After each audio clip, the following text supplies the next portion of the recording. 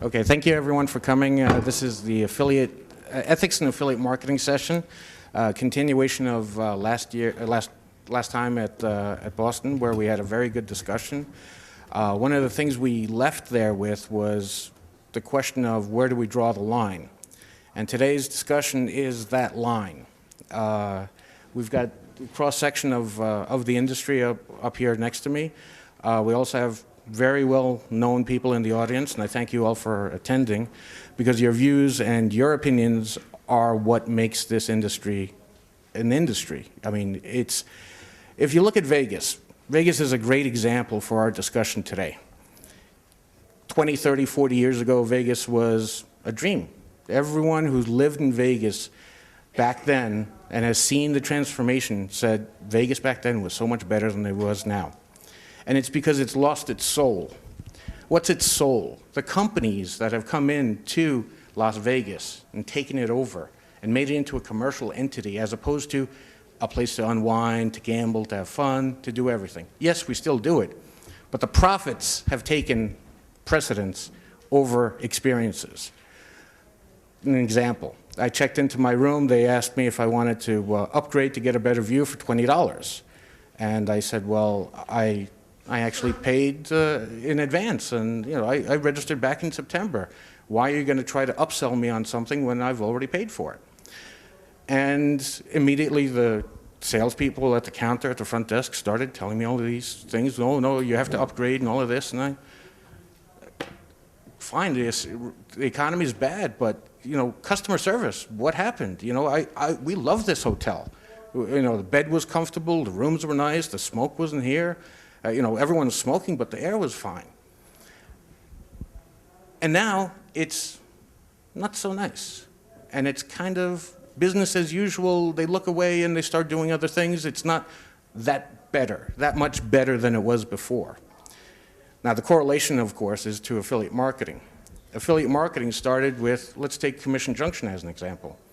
Lex Sisney had a dream of putting together a pay-for-performance type model where they said if we consolidate payments and put merchants together on a program, on a platform, recruit them and recruit affiliates, poof, we've got a network. And at the time, their competitors had a situation where it was independent merchants doing independent things. It was a miracle if you ever got a check, or if you did, it was wrong, or it wasn't consolidated, so you had 100 checks to go to your bank with. It's improved. It's gotten better. Look at our industry. Look at how many people are here at this session. But the question is, the soul of the industry is gone because it's the companies. The profits are taking over what the common good is. The problem is, if you make a faux pas today, then tomorrow you've got another faux pas that you need to cover up, and you cover up and cover up, and it expands and it just exponentially grows.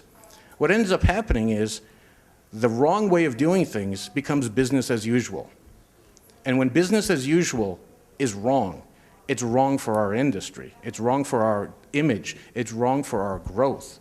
Yes, we're making tons of money because online has become the de facto medium for high ROI. So anyone and everyone, if you do it semi-right, you'll make money doing affiliate marketing. However, the industry itself needs to grow and not implode on itself, which it is doing because of there's factions and divisive organizations and people doing and people separating, and it's not right. It's not right. So the question is, where do we draw the line? And that's what we're going to discuss today, the line. So let's start first with Chuck Hamrick, who's an OPM, who outsourced program manager, who manages many programs. He's also a moderator on ABW. I'm going to get his interpretation of what an OPM considers someone crossing the line as an affiliate.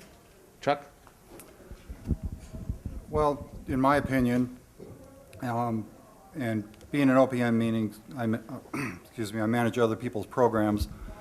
So I'm managing a myriad of programs. I see a lot of different things. I work with all the top networks, have some in-house programs, do some lead gen, talk to a lot of people. To me, stepping over the line is knowingly doing something that you know is unethical. And unethical does not mean illegal. And there we need to separate what's going on in our industry. It's not illegal to be a parasite. A parasite is a term we use for a site that uses technology or other means to rewrite a cookie or change cookies or pop a cookie off for a pay-per-click ad or a type-in or organic search ranking. So to me as an OPM, stepping over the line is knowing that a particular affiliate, a high-value affiliate, is a parasite, and working with them because it adds your bottom line, that you can make money off of it. Also working with adware, knowingly working with the CPA network that is working with adware providers that are doing pop-ups, pop-unders, pop-offs, and knowing that that is somewhere cheating somebody down the line. Another one, been very vocal in the pay-per-click space for affiliates and trademark bidding, trademark poaching. To me, stepping over the line is working with affiliates and allowing them, knowing that they're geo-targeting or they're day-parting, but not caring because it's making your numbers when it's affecting the other side of the company. And how, specifically as an OPM, when you're only managing an a la carte affiliate program and your client is running their pay-per-click or they're using an agency, not caring that that is robbing Peter to pay Paul. Because I've seen in my own experience where we've cleaned up the channel, we've gotten rid of trademark poachers, and it lifted the pay-per-click and it lifted the organic as well. Another one is being an affiliate of your own program, having all the inside information, the keywords, the analytics, and then cherry picking off and finding the premium top sellers, the best conversion, finding the niche and going out there and exploiting it so that you can make money yourself. And last, I guess, is sharing segregated information with specific affiliates because they're your buddies and giving that to them when somebody else calls you and said, hey, can you give me a top keyword list? Can you tell me what's converting? Can you help me on it? And making special deals with them and kicking them a couple extra points of conversion or of commission so you can please your buddies. Whereas the hardworking affiliates that are coming in and the ones that are asking, and one thing I'm trying to educate affiliates on is to ask their affiliate managers, what's working, what's not working, work with me, give me some help here. Because there are so many out there that are struggling, that really want to be good white hat players that are asking for help, and to ignore that and just to take care of your few select affiliates, kind of your gold suite. Those are things I think cross the line. Very good, Chuck. Thank you. Connie, the other day during dinner, you said to me that a couple of years ago you had 15 merchants and you were making 3 times the amount of money than you are now. Granted, the industry has grown and there's more competition, but obviously there are other factors that affect that. You, as one of the leading coupon sites in the world, tell me what you consider as crossing the line for a coupon affiliate. For me, crossing the line, one of the biggest things is if a coupon affiliate also has a toolbar that will automatically overwrite our cookies, which they're not supposed to do. But there are a lot of them that right now they had glitches, oops, and they're overwriting. There's also a lot of coupon sites out there that when you go to one of their pages that they will automatically load the merchant's cookies to overwrite any other cookies. It's one thing if they were to click on a link and then the window opens, but if they do nothing and the window just opens because they landed on a page, that's unethical. And I've found that there's a lot of new technology that's out there right now. There's social media apps, and there's a lot of affiliates that are trying to use that new technology to find ways to set cookies, do shady things like that, hoping that the network's merchants don't know how that stuff all works, so they won't realize what's going on. And the networks, the big thing that crosses the line for me is when the networks have their own affiliate, you know, where they own an affiliate site, and that affiliate site gets special treatment. They use information from the rest of the affiliates to make their site better. They have access to keyword, you know, for bidding. They have the inside story, and that's really unfair. Have you seen over the course of your time within the industry that the problem's only compounded, or? Oh, it's getting worse and worse. Exponentially. Yeah, as new technology comes out there, there's new ways to cheat. Very good. Excuse me, thank you. Next we have Alex, and I'm sorry I forgot your last name. Brutin. Alex Brutin, who's kind enough to fill in for Paul Nichols from eBates. Paul had an issue, so he couldn't make it here today, and I'm sorry that we couldn't keep the continuity together, but he was kind to recruit Alex for us. Alex works for FreeCause, which is a company that has technology, produces a toolbar that's used by a company called OneCause, which is owned by Rakuten, who also owns Linkshare, who also, if you don't know, there's something wrong, had a couple of issues with their toolbar. So, Alex, obviously we're not going to toast you here. We're not going to do anything. We're actually very thankful that you came and filled in. So, as a technology provider, what would you consider crossing the line in affiliate marketing? It's obviously a very heated debate, and I guess in terms of, if we're talking about ethics and what I think crosses the line, to sort of vary a little bit from what the previous speakers have talked about, is to be clear about what your motives are when you say something or when you allege something. Everybody's in a marketplace, and we can talk, as you talked about, Vegas sort of in a nostalgic way, saying it lost its soul and so forth. But I think if you're realistic about any kind of industry that evolves, you will have new models that will replicate or that will take over older models, and it's sort of, you know, an evolutionary kind of thing. But having said that, so there's two things I want to point out. One is that, you know, from my personal perspective as an individual, I want to be clear about what we as a technology provider do, because I mean, I feel that obviously a lot of this, the comments are sort of geared towards us, and I'm sure that you people in the audience will voice your opinion on this stuff. I think you need to be clear about sort of understanding that ultimately we're all participants in a market, and that we all act out of self-interest, and that it's ultimately up to the merchants who really provide the revenue for this model to decide as to what is palatable, what is ethically correct, what they want to work with.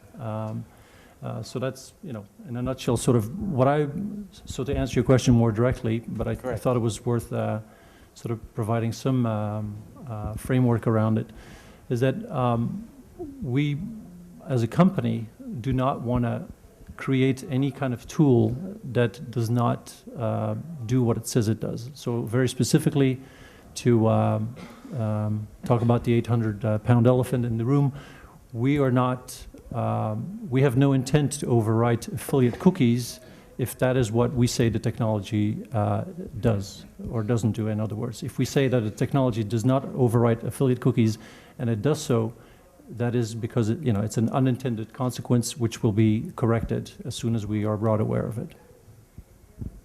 Very good.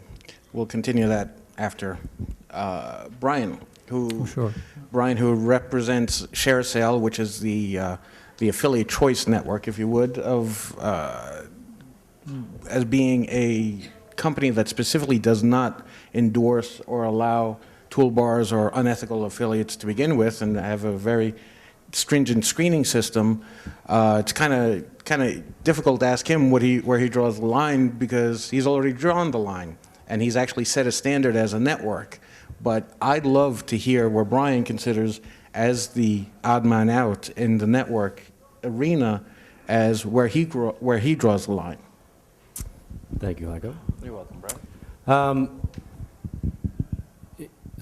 Just getting away a little bit from the toolbar issue, I think what the main thing that we looked at when all this came to my desk, which was several years ago, and I was never an affiliate to begin with. I kind of didn't know about all these issues until they kind of came to my desk, and I had to make a decision on them. We were looking at interference, and so that didn't really matter whether it was a toolbar or a software application or whatever it was.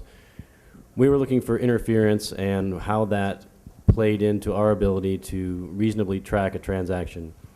If an affiliate is generating traffic and sending that traffic to a merchant, we believe that it's our responsibility to track that behavior and make sure that it's accurately sent back to the correct affiliate. When we had interaction with, by default, software and toolbars and things like that, we felt there was more interference there than we could really allow to take place. And that doesn't really mean that the toolbar itself is an unethical toolbar. My position really was more based on whether or not it belonged in the same space that I was operating, and that I was telling an affiliate that I could track their transaction. The two of them mixing together, I felt was not a good fit, not something that we wanted to base our business on. So that was step one, was the interference. Secondly, throughout the years, the one thing that I've really seen is a total disregard for other companies' policies in the space. We work with Yahoo, Google, we work with all kinds of different companies in this space, and I think it's a big problem when people are not paying attention to other companies' policies. If you have affiliates in your program, for example, that are they're doing very well because they're doing some things that, if another company were to know about it, would probably they wouldn't look too kindly upon it. They would probably terminate that person. I think we all need to take a much more active role in knowing what it is going on inside of our program, and making sure that as an industry that it's positive for everybody involved. So those are my two main things that I wanted to toss out there. Very good. Thank you. So last time when we had our meeting in Boston, I said that software isn't ethical. It's either zeros or ones. It's yes or no, pop or don't pop, give credit, don't give credit. It's simple. So the only thing that will change that is the end user, not the end user, but the companies. And they need to take a stance where they take and say what's right and what's wrong. So when you have a situation where companies have toolbars and they operate out of the norm or out of the accepted norm, then there needs to be some sort of compliance issues. Compliance today is kind of a joke. It's almost as funny as someone saying trusted third party. They aren't a trusted third party. If they were a trusted third party, they wouldn't turn the other way when people come to them with problems. Problems being of a toolbar that is obviously doing things erroneously. It's not up to par. What does that mean? Does that mean that these guys are doing something wrong? No, they're a business. They were just bought by another company, Rakuten, and Rakuten needs to make their money on the model. They bought them, they need to make money on it. And the industry is growing, so they need to make sure that they're making money. The problem is the networks are stepping away. They're looking away. They're not doing anything. They're saying, oops, glitch, oops, glitch, oops, glitch. Oops, glitch doesn't mean that the rightful affiliate who actually deserves that commission gets their money. I mean, it's hard enough to be an affiliate and start growing and building your business, as many successful people in here have. Connie, Tim, Storm, I mean, Michael Coley, I could tell you a whole bunch of, Kim Rowley, all of these people have grown their businesses by doing the right thing. Now, if they're impacted because a network looks the other way and they have to make sure that they're coddling the other toolbar technologies, then how is that actually keeping a level playing field? I'll protest and I'll say one thing. One of the things that we've got in this industry is a very short attention span. Because as Alex actually said, sorry about that, as Alex actually said, it's all self-interest. So we only pay attention to the things that matter to us. And that's what the networks actually count on. So if we're looking at something, we'll look at it as what it relates to us, as opposed to as the industry. You've got now a situation where there are people in the industry, not just Brian as a network, but you've got Bayat, who have come into the space and created this entire thrust of ethical activities and management of real programs and not taking any garbage. Because the money's there. People are getting into the industry, are growing. The industry is growing constantly. So what we need to do from the top down is do it ethically. And it's hard because these companies are doing what they need to do to make money. So from within, we need to take an ethical position and move it forward ourselves. Because the networks won't, because they're in a business, and their business is to make more money. If you happen to make money in that process, God bless you. That's wrong. That's completely wrong. You send traffic, it's performance. Pay for performance. You know how they're all calling it performance marketing now? It's not affiliate marketing, because affiliate marketing has been besmirched. It's been besmirched by toolbars who've done wrong things. The industry's got a black eye. People want to push that under the rug, and now it's performance marketing, sunshine and lollipops. Bullshit. Fix it. You know what the problem is. Do the right thing. And the problem is, now with this new organization, the PMA, and I'm not doing this against the PMA, I'm just saying in general, their essence is to try to create another level of separation between the affiliate, the merchant, and the networks. And when that happens, there's even more separation where people get their rights revoked. It's not click, track, send money. That's what their job is. That's what a network's job is. They recruit? No. They just put up a page. Everyone learns about affiliate marketing, clicks the Join Now button, and then goes to forums or blogs or whatever to learn about the industry. The network's job is to track sales, send checks, and make sure that no one steals the money. What is wrong with the equation? Why isn't everyone yelling and screaming about this when it doesn't happen? Multi-million-dollar corporations and, get this, a multi-billion-dollar industry. And look at their compliance teams. Look at their compliance efforts. You've got to be kidding me. You've got to be kidding me.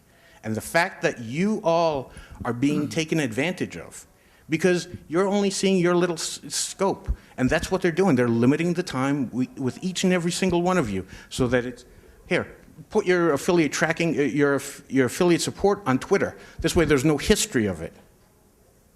Everyone knows it's transitory. It's in more ways to obfuscate everything and keep it separate. No, bring it to the forefront, create an industry where there's more disclosure and transparency.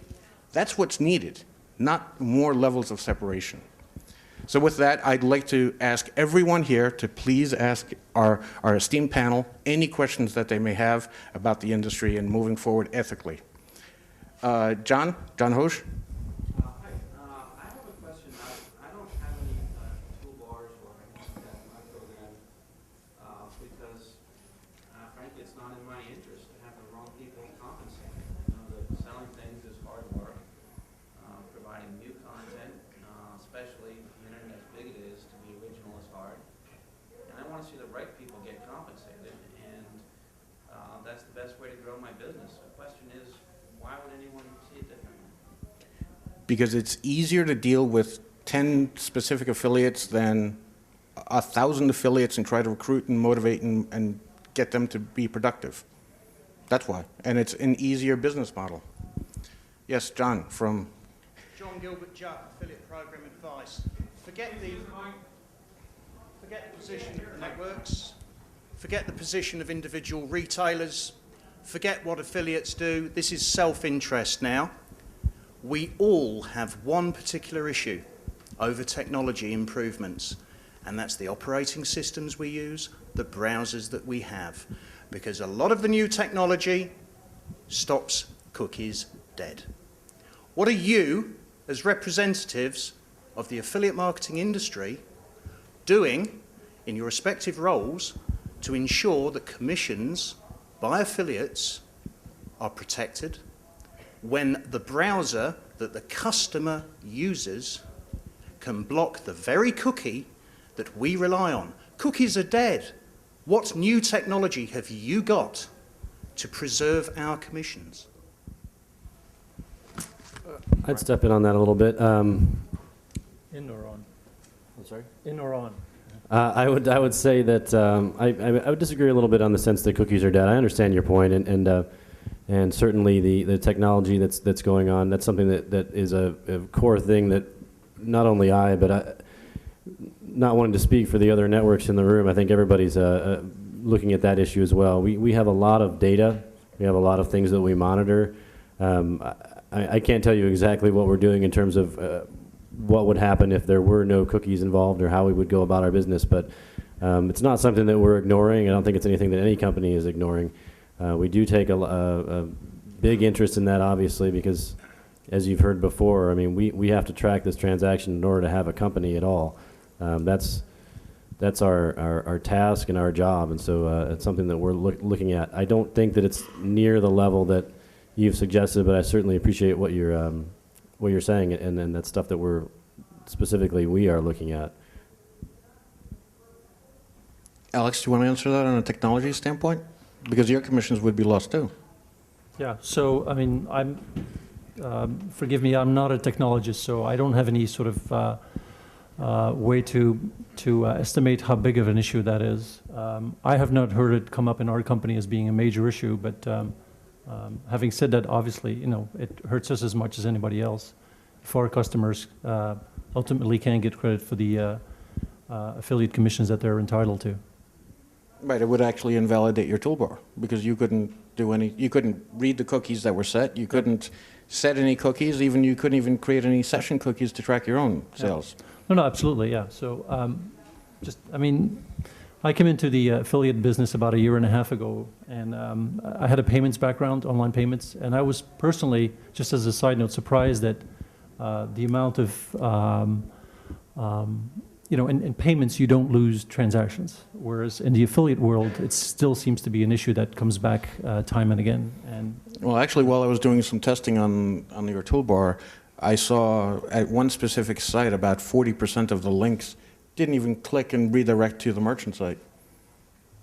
That's insane. 40% of the affiliate links did not redirect, didn't even go to the merchant site. Forget about the toolbar, the 40%. And I'm talking over 10,000 clicks. That's a lot. That's lost money. I've got some comments. We actually use several techniques to track the difference between organic traffic, pay-per-click traffic, and affiliate traffic. We use identifiable source codes. The networks allow you to put them through the redirects. So in a lot of cases, we're controlling the cookie setting. And but if there aren't any cookies, you can't read anything or can't do anything. Some very simple software use multiple tracking systems, and you know, first of all, first-person session cookie set by the merchant server. No cookies, you can't set cookies. Okay, a session variable. Session variable so you can batch upload. No, a session variable so that you're identifying in that session whether this was a affiliate sale or not. I mean, there are a couple of things, but what I'm not seeing is the network saying they stand to lose revenue as well if the tracking is relying just on the cookie. Right. And so I've not heard in the last several years anybody talking about new technology. So is this a consequence of that? Are things like this that are allowed by the network in the sense of a BHO toolbar a better way of tracking because they are controlling tracking at that sense, at least for those few large affiliates? I mean, that's off the top of my head, but right, that's the point is, I don't see progression. anybody out there working on the technology. It's difficult for a merchant. I mean, we're not going to do our R&D on trying to come up with a better affiliate program, so we're kind of looking to the third-party networks to come up with a better solution.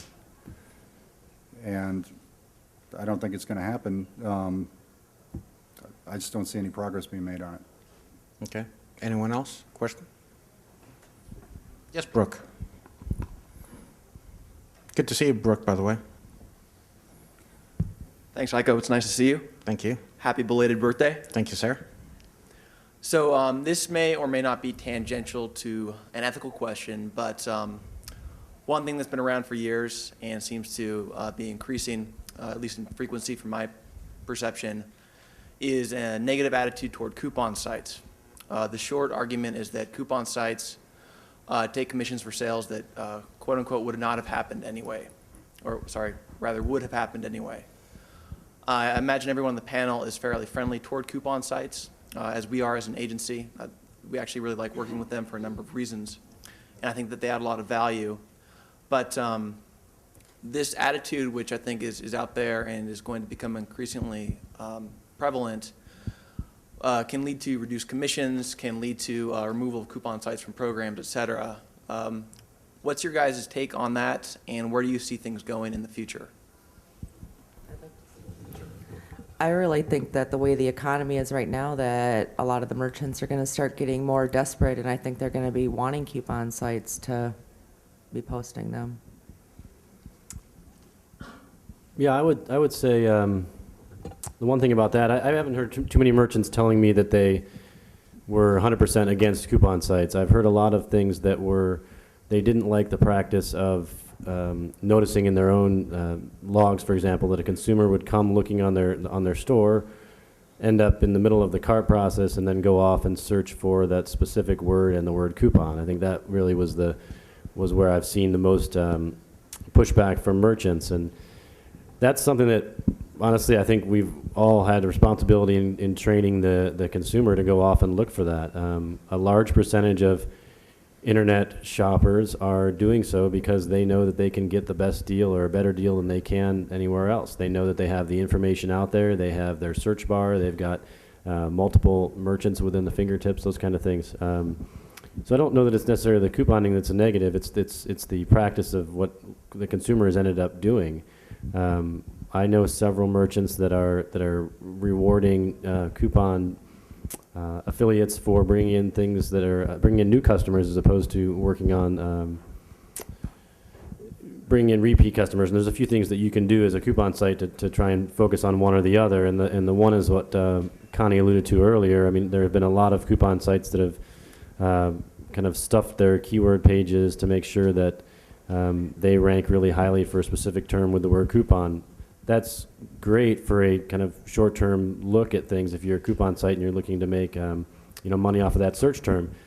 But coupon sites can also bring in new customers just as easily. So I think that that's really more the issue than being totally anti-coupon. I think too, it's not so much the coupon site that's the problem. It's the bad coupon sites that have given coupon sites bad names. The merchants see the horror stories, or if they have a marketing email that they send out that has a coupon, and next thing you know, all these coupon sites list that, skewing all the results. It's because of the unethical or the affiliates not following the terms of service, and they screw things up, make the good coupon sites look bad, so they don't want to work with any of us. Exactly. Like there's actually a prime example of one that's, I think they're a $4 million company that's been, I'm not going to mention their name because I don't want to give them any more traffic, but they've been scraping affiliate coupons all over. I mean, you'll see Michael's coupon codes on there, you'll see Tim's coupon codes on their site, and they're all custom coupon codes. Is that award-winning site? Yes, an award-winning site by networks, of course, because they do the right thing. They are ethical, and they reward them by giving them awards. Basic bottom line is whoever gets an award from a network, you got to watch out for. No, just a joke, just a joke. There are many award-winning people that are highly ethical. Please, I did not mean that. It's just that they seem to gravitate towards the people who not push the envelope, because envelopes are good to be pushed and gray areas are good to be gray and to look for innovation. But once again, we're getting back to that word line. There's a lot of lines. We're crossing them every single day, and it's very simple to draw that line. We ourselves need to draw that line for ourselves, our businesses. Why wouldn't we want the networks, who are trusted third parties, to do the same? Why can't we hold them accountable? And why are they running away from issues when we go to them? Next question, please. Nobody's got a question about ethics and drawing lines? Okay. So I'm going to say a little story. Back in 2002, there was a toolbar that was named, who cares what it was named? But there was a couple of issues with them where they were obviously overriding affiliate commissions. networks came together, formed something called the Code of Conduct. Code of Conduct was the line. They drew the line.